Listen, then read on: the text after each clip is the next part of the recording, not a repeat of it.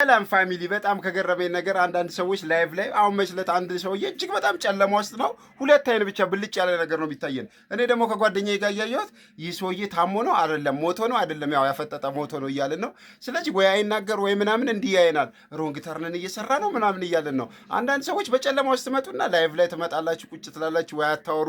እኛ ደግሞ እነዚህ ሰዎች ጋር ምን አይነት የተሻለ እውቀት አለ፣ እንደው ሪንግ ላይት ባይኖራቸውም እውቀት ይኖራል ብለን ስንገባ ሁለቱም የላችሁም። ሁለተኛ ሰዎች ደግሞ ሪንግ ላይ ታላችሁ ቁጭ ትላላችሁ፣ ግን የምታወሩት ወሬ እጅግ በጣም አላወራውም ብቻ ለማህበረሰቡ የሚጠቅም ኖሮ ወይም ቀልድ ሊሆን ይችላል፣ ሳቅ ሊሆን ይችላል፣ ከሰው ጋር መግባባት ሊሆን ይችላል፣ ጨዋታ ለመፍጠር ሊሆን ይችላል። ይህን ነገር ማድረግ ሲገባችሁ ብዙዎቻችሁ ግን ሪንግ ላይ ስላላችሁ ቲክቶከር የሆናችሁ ይመስላችኋል። ይህ ልክ አይደለም። ቤተሰብ ሆይ ቲክቶከር ለመሆን ወይም ደግሞ ለሰው ለማህበረሰብ የሆነ ነገር ማስተላለፍ እውቀት ሊሆን ይችላል፣ ቀልድ ሊሆን ይችላል፣ ጨዋታ ሊሆን ይችላል፣ ጥቆማ ሊሆን ይችላል፣ ዜና ሊሆን ይችላል። ብቻ ዘመናዊነትን በዚህ መንገድ እንግባባ የሚለው ነው።